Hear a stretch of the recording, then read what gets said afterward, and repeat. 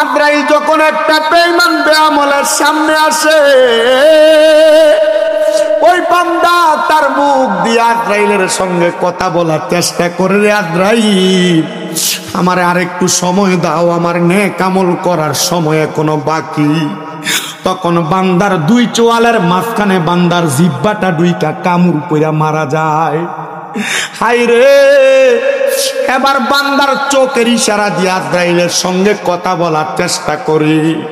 তখন বান্দার চোখগুলা উল্টে যায়, বান্দা চোখগুলা উল্টে যায়।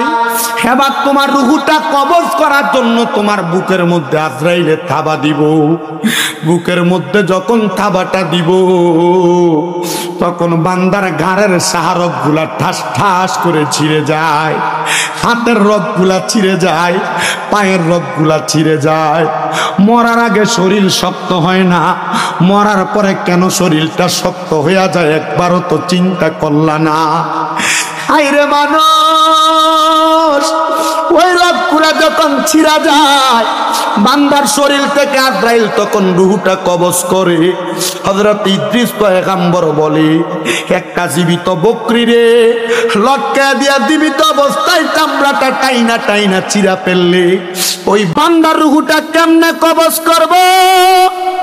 বেঈমান বান্দা তো বড় কষ্ট পাইছে, আঘাত পাইছে, কিন্তু ইমানদার বান্দার সামনে আইসা আজরাইল ফেরেশতা অপেক্ষা করবে বান্দা কখন জবান দিয়া কালেমা পড়বে।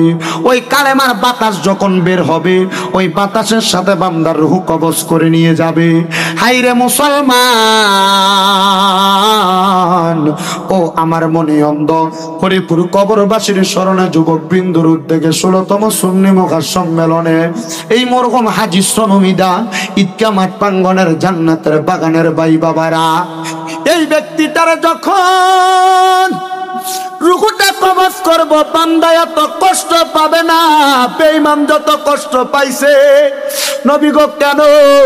বলে একটা ছোট বাচ্চা দুধের জন্য যখন কান্নাকাটি করে ঘুম থেকে জাগ্রত হওয়ার পর তার মা তার মাথার মধ্যে হাত বুলিয়ে দিলি, ছোট বাচ্চা যেমন আরামে আরামে ঘুমায়া যায়, ইমানদার বান্দা এমন আরামে ঘুমায়া যাবে, বান্দা মৃত্যুর খবর টের পাবে না, টের পাবে না।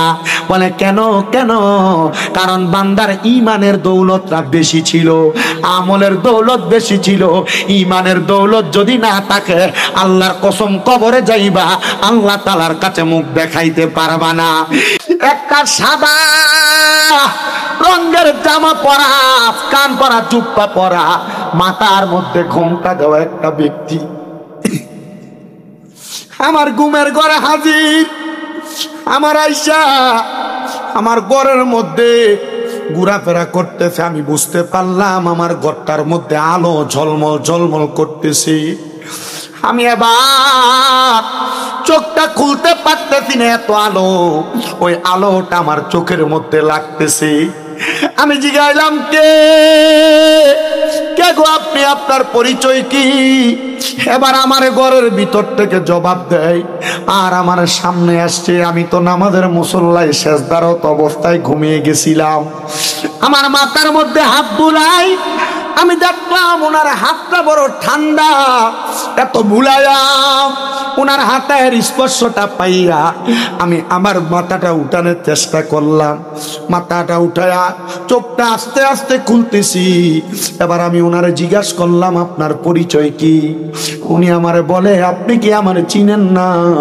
বলে, না, তোমারে তো আমি আর কোনো দিন দেখি নাই। বলে, যার কবরের সন্ধান করতেছেন, যে কাঠুরিয়ার সন্ধান করতেছেন, আমি হইলাম সেই কাঠুরিয়া। বলে, আপনি আমার স্বপ্নের মধ্যে আসছেন, আপনি কাঁদ কাঁদতেন, কিন্তু আপনার শরীরের এত সুন্দর অবস্থা, আপনার শরীরে যেই পোশাক দেখা যায়, আমার তো মনে হয় এই পোশাকটা কোনো জান্নাতি পোশাক।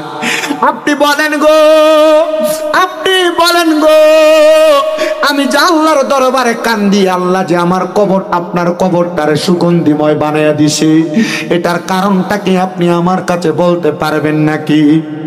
তিনি বলেন, হ্যাঁ আমি একজন মূর্খ মানুষ ছিলাম। আমি যখন দামেস্ক এলাকার মধ্যে কাঠ কাইটা কাইটা আমাদের রিজিক সংগ্রহ করতাম, আমি প্রত্যেক দিন কাঠ কাইটা আমার স্ত্রীর কাছে কাঠ বিক্রি কইরা যেই সামানগুলা কিনে আনতাম, চালগুলা আটাগুলা কিনে আনতাম, আমি আমার স্ত্রীকে বলতাম তুমি খাবার রেডি করো আর আমি ওযু গোসল বানাইয়া চলে আসি। আমি ওযু গোসল বানাইয়া আসার পরেও আমার স্ত্রী খাবার বানাইতে আমার দেরি হয়ে যাইতো। এবার আমি প্রত্যেক দিন নামাজের মুসল্লার মধ্যে বইসা বইসা আমি নামাজের মুসল্লার মধ্যে চোখের পানি ফালাইয়া ফালাইয়া আল্লাহর কোরআন বুকের মধ্যে জড়াইয়া ধরে কাঁদতাম।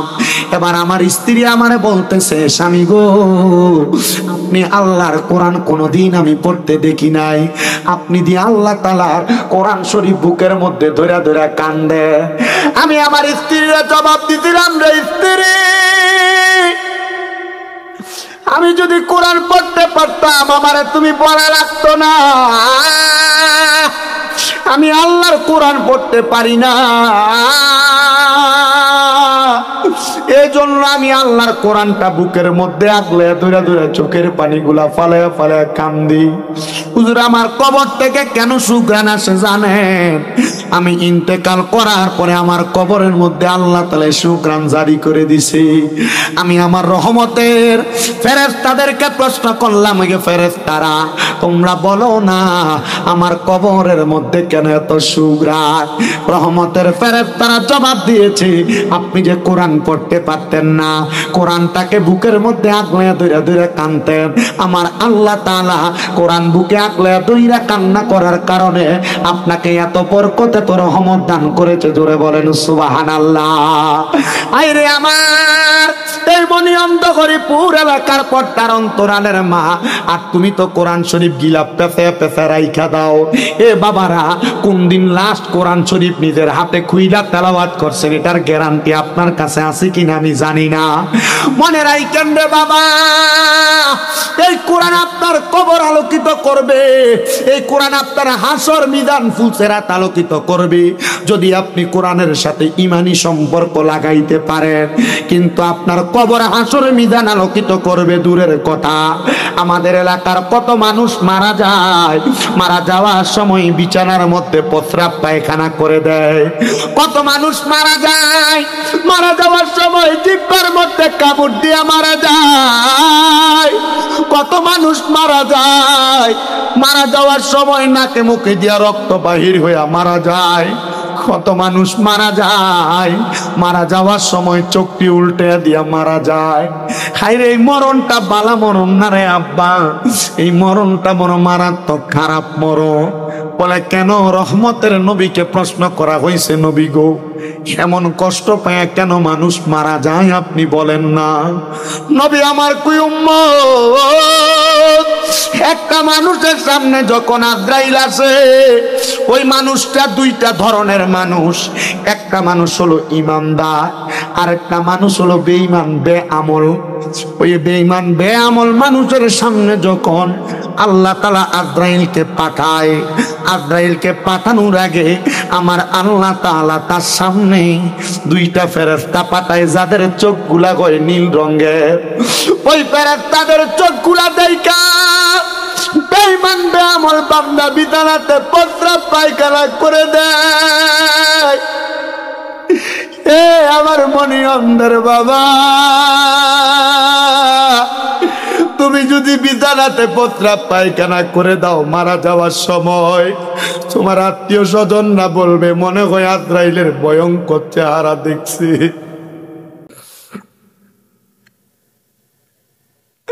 আজরাইল যখন একটা বেঈমান বেআমলের সামনে আসে, ওই বান্দা তার মুখ দিয়ে আজরাইলের সঙ্গে কথা বলার চেষ্টা করে, রে আজরাইল, আমারে আরেকটু সময় দাও, আমার নেক আমল করার সময় এখনো বাকি। তখন বান্দার দুই চোয়ালের মাঝখানে বান্দার জিহ্বাটা দুইটা কামড় পইরা মারা যায়। হাই রে, এবার বান্দার চোখের ইশারা দিয়ে আজরাইলের সঙ্গে কথা বলার চেষ্টা করি, তখন বান্দার চোখগুলা উল্টে যায়, বান্দা চোখগুলা উল্টে যায়। এবার তোমার রুহুটা কবজ করার জন্য তোমার বুকের মধ্যে আজরাইলে থাবা দিব। বুকের মধ্যে যখন থাবাটা দিব তখন বান্দার ঘাড়ের সাহারক গুলা ঠাস ঠাস করে ছিঁড়ে যায়, হাতের রগ গুলা ছিঁড়ে যায়, পায়ের রগ গুলা ছিঁড়ে যায়। মরার আগে শরীর শক্ত হয় না, মরার পরে কেন শরীরটা শক্ত হইয়া যায় একবারও তো চিন্তা করলা না? হায়রে মানুষ, ওই রগগুলা যখন ছিঁড়া যায় বান্দার শরীর থেকে আজরাইল তখন রূহটা কবজ করে। হযরত ইদ্রিস পয়গম্বর বলে, একটা জীবিত বকরি রে লটকা দিয়া জীবিত অবস্থায় চামড়াটা টাইনা টাইনা চিরা ফেললে ওই বকরিটার যত কষ্ট হবে, একটা বেঈমান বেআমল বান্দার শরীর থেকে রূহটা আলাদা করলে বান্দার এমন কষ্ট হবে।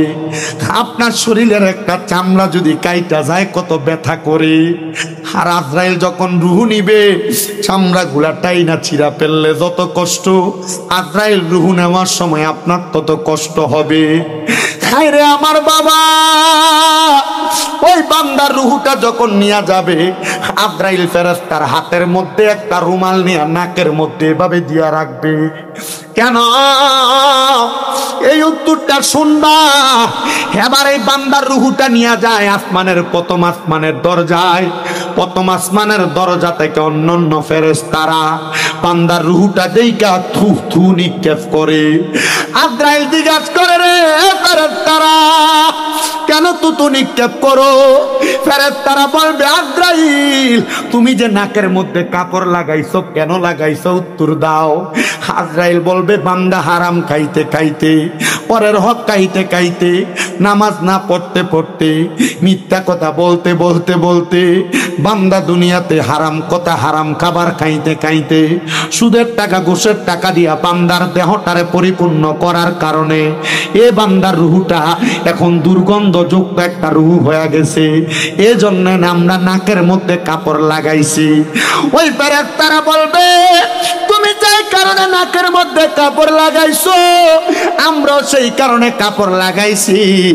এবার ওই বান্দার রূহটা আজরাইলের সঙ্গে কথা বলবে, রে আজরাইল এত তাড়াতাড়ি তুমি আমারে কোথায় নিয়ে যাও? আজরাইল বলবে, কোথায় নিয়ে যাই? তোমার জন্য আল্লাহ তাআলা যা রেডি করছে সেখানে। বান্দার রূহ বলবে, রে আজরাইল তুমি যদি জানতা আল্লাহ তাআলা আমার জন্য কত কঠিন যন্ত্রণাদায়ক শাস্তি রেডি করে রাখছে তাইলে তুমি আমার এত তাড়াতাড়ি নিয়ে যাইতা না। হে মুসলমান, হে নবীর উম্মতের দলেরা, বান্দার রূহটা নেওয়ার পর বান্দার ঠিকানা হবে জাহান্নাম, জাহান্নাম, জাহান্নাম। তারা কারা? তাদের পরিচয় আল্লাহর কোরআন দেয়, ইন্নাল্লাযীনা কাফারু মিন আহলিল কিতাবি ওয়াল মুশরিকিনা ফি নারি জাহান্নাম খালিদিনা ফিহা উলাইকা হুম শাররুল বারিয়া। এরা হইল দুনিয়ার কাফের, এরা হইল দুনিয়ার মুশরিক, এরা হলো দুনিয়ার বেআমল, এরা হলো দুনিয়ার সবচাইতে বাজে ব্যক্তি, খারাপ ব্যক্তিরা। সাহাবায়ে কেরামের যেই মজলিসে বসা আমার নবী যেটা বর্ণনা দেয়, নবী বলে মসজিদে নববীর ভিতরে 70 মতান্তরে 72 জন সাহাবীদের একটা দল ছিল, তার নাম হলো আহলে সুফফা। এই 70 জনের মধ্য থেকে 40 জন সাহাবায়ে কেরাম বেহুশ হয়ে মাটির মধ্যে পড়ে গেছে। আমি বললাম, কেন তোমরা বেহুশ হয়ে গেলা? নবী গো, আপনি যেই কথা বলতেছেন কবরে এত কঠিন শাস্তি দেওয়া হবে। আল্লাহর নবী বলে, শুধু কঠিন শাস্তি না রে, একটা মানুষকে কবরের মধ্যে সর্বনিম্ন 3000 বছর জ্বালাইবো, জাহান্নামের আগুনের মধ্যে 3000 বছর জ্বালাইবো। জাহান্নামের আগুনের রং তারে 1000 বছর জ্বালায়া লাল রং থেকে সাদা রং বানিয়ে দিব। ওই আগুনটারে আরো 1000 বছর জ্বালায়া সাদা রংটার থেকে কালা রং বানাইবো। এবারে কালা রঙের আগুনের মধ্যে 1000 বছর জ্বালায়া বান্দারে তাকাসুর নামক জায়গার মধ্যে দাঁড় করাইবো। 3000 বছর পরে বলবে, বান্দা কি বলবা? বলতে থাকো। তখন বান্দা মাপ চাইবে না রে, বান্দা বলবে, পানি পানি পানি। বলে, বান্দা 3 বার চিৎকার দিবে। সাহাবায়ে কেরাম কই নবী গো, এই 3000 বছর জ্বালানোর পরে বান্দারে কি একটা ফোঁটা পানি দেওয়া হবে না? আমার নবী কয় পানি দিবে। দুনিয়ার গ্লাস যেমন মগ যেমন এমন না, জাহান্নামীদেরকে যেই পাত্রের মধ্যে কইরা পানি দিবে, জাহান্নামীদের পাত্রটা হবে গরম আগুনের একটা মগ, যেই মগটারে আগুনের মধ্যে পুরাইয়া গরম, দেখবেন কয়লা পুরাইলে যেমন লাল লাল হইয়া থাকে, ওই মগটার রং একবারে লাল হইয়া থাকবে। অন্যান্য জাহান্নামীরা জাহান্নামে পুরাইয়া যেই রক্ত পুজগুলা হইছে, ওই রক্ত পুজগুলা নিয়ে বান্দাকে দেওয়া হবে, নেও বান্দা আহার করো। হাইরে, এই রক্ত পুজের নাম হাদিস শরীফের ভাষায় কয় তিনাতুল খাবাল। এই তিনাতুল খাবাল বান্দারে খাওয়াইবো। বান্দা কি খাইবো? আমার নবী কয় উম্মত। বান্দা যখন ওই পানি মুখের মধ্যে দিবে, বান্দার পেটের নারী বুড়িগুলা মিশ্রিত হইয়া গইলা গইলা বান্দার পায়খানার রাস্তা দিয়া বের হবে। এ মা বেপরদা চলো, স্বামীর কথা অমান্য কইরা চলো। তুমি দুনিয়ার জমিনের মধ্যে বেহায়াপনার সাথে লিপ্ত। এ যুবক ভাইয়েরা, এ মুরব্বী বাবারা, এ আমার এই এলাকার জ্ঞানী গুণী সুশীল সমাজ, তুমি বুঝি গুনার কাম করো, তুমি বুঝি বিবাদ দুনিয়ার জমিনের মধ্যে বাজে কাজগুলার সাথে লিপ্ত। তুমি ওই কবরের প্রস্তুতি নাও, যেই কবরের মধ্যে তোমার কঠিন আযাবের সম্মুখীন করা হবে। সাহাবায়ে কেরাম যখন কান্দে, এমন টাইমে আমার নবীজির ঠোঁট মুবারক দিয়া মুস্কি মুস্কি হাসি আসতেছে, আমার নবীজির চোখ মুবারক দিয়া পানি পড়তেছে। সাহাবায়ে কেরাম বলে, নবী গো, আপনি কাঁদতেছেন আবার মুস্কি মুস্কি হাসতেছেন, আপনি কেন? আমার নবী কয়, এই জন্য কান্দি আর এই জন্য হাসি, আমি তো বেঈমানদের বেআমলদের অবস্থার কথা বলছি। যদি তোমরা ইমানদারদের কথা শোনো, তাইলে তো তোমরা পাগল পারা হয়ে যাইবা। নবী গো, কেন? ইমানদার কারা, তাদের পরিচয় কি? আমার নবী কয়, ইন্নাল্লাযীনা আমানু ওয়া আমিলুস সলিহাতি উলাইকা হুম খায়রুল বারিয়া। যারা ঈমান আনে, নেক আমল করে, তারাই হইল দুনিয়ার সবচাইতে ভালো মানুষ। নবী গো, তাদের পুরস্কারটা কি? আমার নবী কয়, তাদের পুরস্কারটা হইল জাযাউহুম ইনদা রাব্বিহিম জান্নাতু আদনিন তাজরি মিন তাহতিহাল আনহার। ওই বান্দার পুরস্কার হইল, বান্দার পুরস্কারটার নাম হলো জান্নাতুল আদন। ওই জান্নাতুল আদন এত সুন্দর, ওই জান্নাতের নিচে দিয়া নহর প্রবাহিত হবে। নবী গো, জান্নাতে কতদিন থাকবে? কয় খালিদিনা ফিহা আবাদা। ওই জান্নাতের মধ্যে বান্দা চিরস্থায়ী বাসিন্দা হইয়া থাকবে। আবাদা লাগায়া কয়, বান্দা জান্নাত থেকে বের হতে চাইবে না। নবী গো, নবী গো, ওই জান্নাতে কারা থাকবে গো নবী? রাদিয়াল্লাহু আনহুম ওয়া রাদু আন। যারা আমার আল্লাহর সন্তুষ্ট করেছে, আর আমার আল্লাহ যাদের প্রতি সন্তুষ্ট হয়েছে, তারাই ওই জান্নাতে থাকবে। নবী গো, তারা কারা? কয় যালিকা লিমান খাশিয়া রাব্বা। যারা আল্লাহর সবচাইতে বেশি ভয় করছে, তারা হলো তারা। ইয়া রাসূলুল্লাহ, ওই ইমানদাররা কে তো কষ্ট পায় মরবো? এ আমার মনিয়মদের সনুগাজী সনমিদাইকা ময়দানের জান্নাতের বাগানের বাবারা, বেঈমানের মরার খবর শুনলাম। এবার আপনারা যদি জবান থাকে বলবেন, ইমানদার কেমনে মরবো, এই কথাটা আপনারা সময় দিলে আমি শোনাইতাম, রাজি আছি? আছেন? ধৈর্য নিয়ে বসবেন। আমার কইল, হুজুর বেড়াই যা, তার থেকে 3 ডবল মা বইন আছে। আপনাদের জন্য ওয়াজগুলা মা।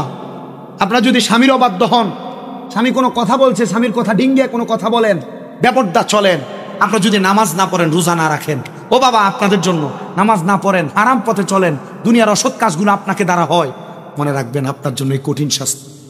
আপনি কবরে গেলে শাস্তি পাবেন, এটা অনেক পরের কথা। দুনিয়ার শাস্তি তো আপনি ভোগ করতে পারবেন না। আপনাদের কষ্ট হচ্ছে, অসুবিধা হচ্ছে, সবাই কথা কয় না। একবেটা ভিক্ষা করতে গেছে, ভিক্ষা তো করতে গেছে যে ভাঙ্গা টিনের ঘর, বেড়ার ঘরের সামনে দিয়ে আল্লাহর সে ভিক্ষা দেন, হাঁস দিয়ে ভিক্ষা দিস, দোয়া করছে, আল্লাহ তুমি তারা লাখ লাখ টাকার মালিক বানো। লগে দিয়ে 10 তলা বিল্ডিং, বিল্ডিং এর মধ্যে ভিক্ষা চায়, আমার 10 টাকা একটু ভিক্ষা দেন, এবার হাঁসটিও ভিক্ষা দিচ্ছে, দোয়া করছে, আল্লাহ তুমি তারাও লাখ টাকার মালিক বানো। বেড়া ধমকি যায়, কি লাখ টাকার মালিক বানাই তো? আমার বিল্ডিং দেখছ 10 তলা বিল্ডিং, কোটি টাকার মালিক না হইলে এই বিল্ডিং বানাই না। কহ কত যে দোয়া করলি লাখ টাকার, দোয়া দিয়ে তোমার কোনো কাম হইতো না, এটা ডিমোশন হইব দোয়া? কহ না ওই আপনার লগে যে ভাঙ্গা টিনের ঘর এবার আমার ফার্স্টে ভিক্ষা দিচ্ছে, আমি তার লেগে এই দোয়াই করছি। তা আপনি ফার্স্টে দিচ্ছেন, দোয়া তো এইটাই করবো, যেমন টাকা এমন দোয়া। কথা ঠিক আছে না? বেটা ডরে পকেট থেকে 500 টাকা নোট বাইর করে দিয়ে কবা থাকে দোয়া করিস, একটু বাড়াই এই দোয়াটা। আপনারা যেমন আওয়াজ দেন, যেমন আওয়াজ তেমন ওয়াজ চলব। আমি যদি এমন জানতাম যে আমার এত পরে মাইক দিবেন, আমি আরেকটা মাহফিল রাখলাম। আপনার রাইতার কাইত করে দিয়ে এরপরে আমার এনে দিচ্ছেন পিলে গরু বলে আনছে 1 লাখ টাকা দিয়ে, তো 12:30 বাজে কি আপনারা আসেননি ইনশাল্লাহ মাশাল্লাহ।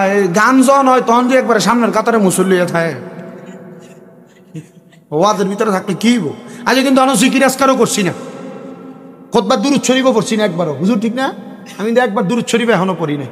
আমি চিন্তা করছি এখন যদি আমি জিকির আজকার দুরূদ শরীফ পড়া কথা যদি আপনারা যাইছেন, আমি চিন্তা করি একবারে দুরূদ শরীফ পড়া জিকির আজকার কইরা সালাতু সালাম দিয়ে তাবারুক লইয়া মুনাজাত করে তারপর বাড়ি যান। কি করেন আপনারা? রাজি আসেন না ইনশাল্লাহ? ঠিক কয় না, দিয়ে একবার এমনি নিচ্ছে মাতে না। রাজি আসেন না ইনশাল্লাহ? গো দাড়ি পাকা মুরব্বী বাবা আছেন যারা প্রাপ্ত বয়স্ক, আপনারা মনে কষ্ট নিয়েন না আমার কথা শুনলে, কারণ আমার বয়সটা বুঝেন, আপনারা সেংরা বয়স। কারণ আমি মাঠ ঠিক রাখার লাগিয়া আমি কত রকমের কথা কন লাগ কি করতাম, কইতে দেন। যতক্ষণ পর্যন্ত ওয়াজ করছি আপনার ওয়াজটি বুঝছেন, বুঝতে পারছেন তো ইনশাল্লাহ? আরেকটা কথা, এই ধারাবাহিক কথাটা তাই না, ইমানদারের মৃত্যুর কথাটা বইলা দিয়ে যান। আপনার কানছে কাইন্দেন, মতের কথা স্মরণ করে কানলো লাভ আছে, কথা কয় না লাভ আছে নি? নবীজি কইছে দৈনিক যে ব্যক্তি 20 বার মরার কথা স্মরণ করব, সভাপতি কোনটা কই সভাপতি আমরাও কানছে মারহাবা কয় না, তো মাহফিল কবুল হইব এটার গ্যারান্টি পাওয়া গেছে। করিম আমরা বইলে তো আমার ওয়াজ করতে কি, কিন্তু আপনারা তো আমার দিচ্ছেন শেষ রায়।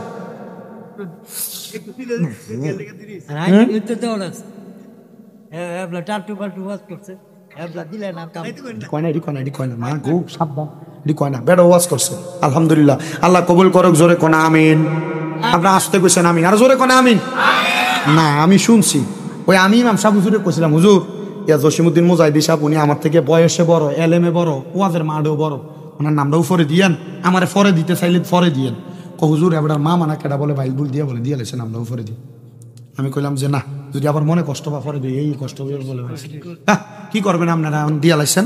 তবে ভবিষ্যতে আমার নাম না, আমি আবার যত ভাইরাল হুজুরি হোক এটা মনে রাখবেন, এলাকায় যদি একবার একদিনের বয়সে বড়, এলেমে বড় যদি আলেম খায়, এরার নাম আগে উপরে দিবেন, এরপরে ভাইরাল সাইরাল যা আছে এটির নাম নিচে দিয়ে দিবেন। কথা কি বুঝতেন না? আপনারা এটা হাসেন আর যা করেন, আপনারা এডি করে পরে আমরা বদুয়ার তলে ফালাইবেন। আমরা যারা ছোট আমরা বদুয়ার তলে ফালাইবেন। বেটার মনে যে কষ্ট গেছে, বেটা যদি মন থেকে আমার একটা বদুয়া দিয়ে তখন আমার কাম সারা, আমার কাম সারা, ঠিক না? তার লেগে আপনারা একটু আমার লেগে দোয়া করবেন, করবেন না ইনশাল্লাহ? তখন বেটার বদুয়াটা খাইতে জায়গা যদি বদুয়াটা দিয়ে থাকে, তাহলে বেটা আমার সিনিয়র, সব দিক থেকে সিনিয়র, তার লেগে দোয়া করবেন আল্লাহ যেন কবুল করে। আমিন কর একবার, আসতে আমিন খুশি বেটা।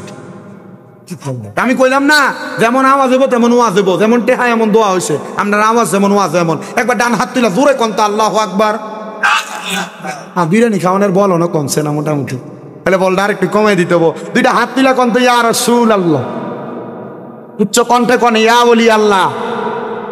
গজল করে সময় পার করবনি, আমার কাছে সময় আছে। আমার মুর্শিদ দয়াময় তোমারে দেখিবা আর মনে লয়, ওরে তোমারে না দেখলে আমার মনে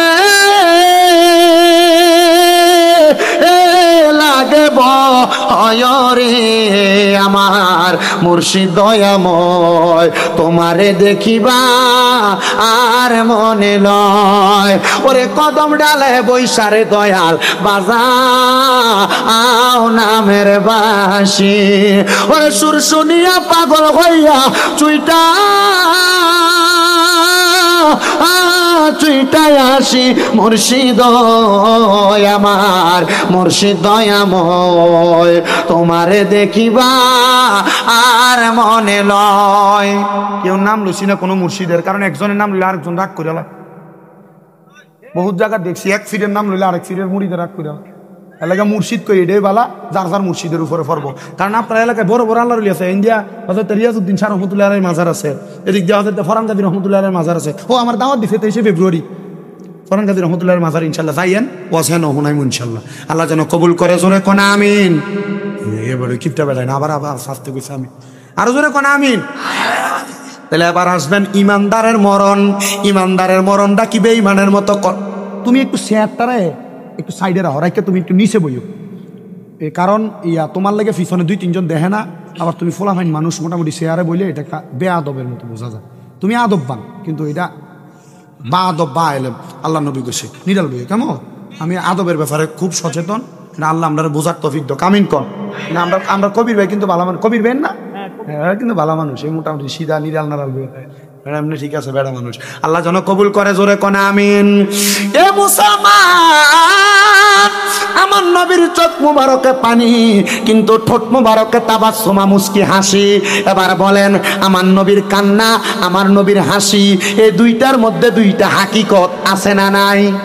কথা কয় না, হাকিকত আছে না নাই? ও বন্ধুরে, আমার নবী নিজ থেকে কোনো কিছুই তো করতেন না, কারণ আমার নবী যা করতেন স্বয়ং আমার আল্লাহ তাআলার নির্দেশে করতেন। আমার নবী যখন যা করতেন, আমার আল্লাহ তাআলা নবীর কর্মটারে উম্মতের জন্য ধর্ম হিসেবে রূপান্তরিত করে দিয়েছেন। এ মুসলমান ইমানদার, সাহাবায়ে কেরাম ডাক দিয়ে কই, ইয়া রাসূলুল্লাহ, ওগো মায়ার নবী গো, ওগো দয়ার নবী, রহমাতুল লিল আলামিন নবীজি, বেঈমান তো কষ্ট পায় মরব গো নবী, তাইলে ইমানদার কেমনে মরব? আমার নবীজি তিরমিজি শরীফের হাদিস শরীফ পড়ে দেখলাম, নবী আমার কই, উম্মত, ইমানদারের কাছে আজরাইল আইবো 4 বার, কিন্তু 4 বার রূহ কবজ করতে পারতো না। ও বন্ধুরে, জানেননি কেন পারতো না? ওরে তওবা নামক গাছটি আছে, পাতায় পাতায় লেখায় আছে মানুষের হায়াত আসেনি, আসিনি। এ মুসলমান, যখন বান্দার ওই তওবা গাছের পাতাটা চিরা পইরা যায়, বান্দার হায়াত শেষ হইয়া যায়, কিন্তু আজরাইল বান্দার সামনে চইলা আসে। আজরাইল প্রথম হামলাটা দিব আপনার বুকের মধ্যে, বুকের মধ্যে তাইকা 2টা ফেরেশতা ডাক দিয়া বলবে, রে আজরাইল, কেন বান্দার বুকের মধ্যে হামলা করো? বলে, বান্দার বুকের মধ্যে আল্লাহ নবীর ভালোবাসা আছে, এই বুক দিয়া বান্দার রূহ বাহির করা যাবে না। আজরাইল ফিরে যাবে আল্লাহ তাআলার কাছে, আবার প্রেরণ করা হবে। এবার বান্দার চেহারা বরাবর আক্রমণ করা হবে। বান্দা তো ইমানদার, বান্দার কপাল থেকে আওয়াজ আসবে, রে আজরাইল, বান্দার কপাল দিয়া রূহ বাহির করা যাবে না। বলে, কেন কেন কেন রূহ বাহির করা যাবে না? বলে, বান্দা ইমানদার হওয়ার কারণে 5 ওয়াক্ত নামাজ আদায় করেছে, সাজদা দিয়া দিয়া সুবহানা রাব্বিয়াল আলা বইলা আমার আল্লাহ তাআলার প্রশংসা করেছে, এই জন্য বান্দার কপাল দিয়া রূহ বাহির করা যাবে না। এবার বান্দার ডান দিকে হামলা করা হবে, বান্দার ডান দিক থেকে জবাব আসবে, রে আজরাইল, বান্দার ডান দিক দিয়ে রূহ কবজ করা যাবে না। বলে, কেন কেন? বলে, বান্দার ডান দিকে আছে তার পিতামাতার খেদমত, এই পিতামাতার খেদমত আজরাইলকে বাধা প্রদান করবে, বাম দিকে হামলা করবে, বাম দিক থেকে জবাব দিবে, রে আজরাইল, বান্দার বাম দিক থেকে হামলা করা যাবে না। বলে, কেন কেন কেন হামলা করা যাবে না? বলে, বান্দার বাম দিকে আছে বান্দার দান এবং সাদাকা। ও আল্লাহ গো, বান্দার রূহ কেমনে কবজ করতাম? এবার আমার আল্লাহ পাক রব্বুল আলামিন বলবে, বান্দার রূহটা কবজ করতে হইলে অপেক্ষা করা লাগবে, কারণ যারা ইমানদার, যারা মুসলিম, যারা সালেহ, ওই সালেহীন বান্দারা ইন্তেকাল করার সময় কালিমা নসিব হয়।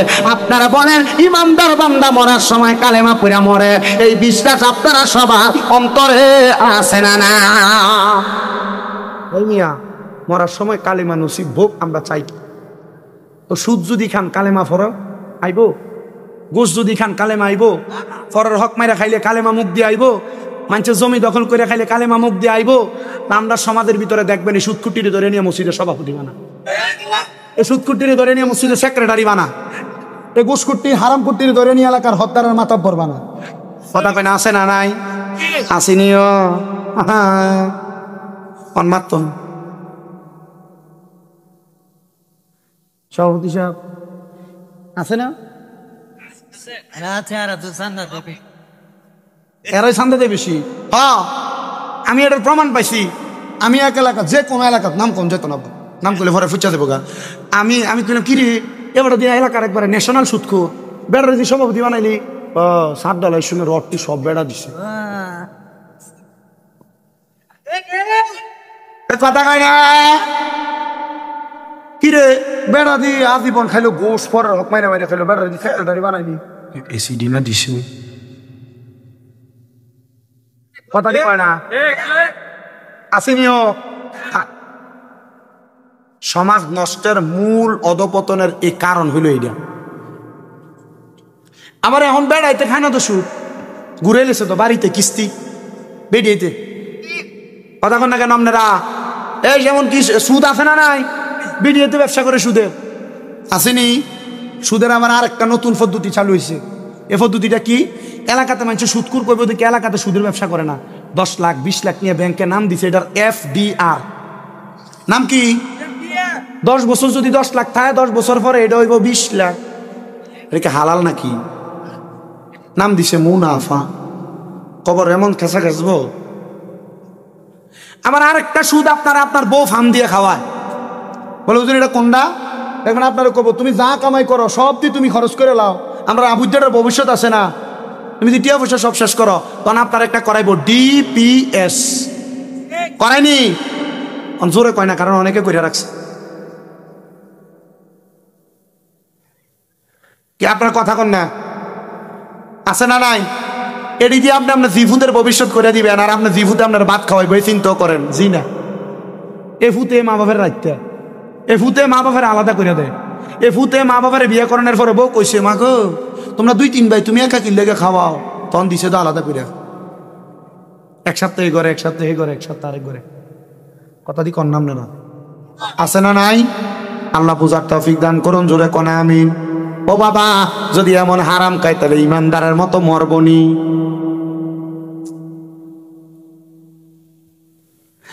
বান্দার রুহুটা কেমনে কবজ করব?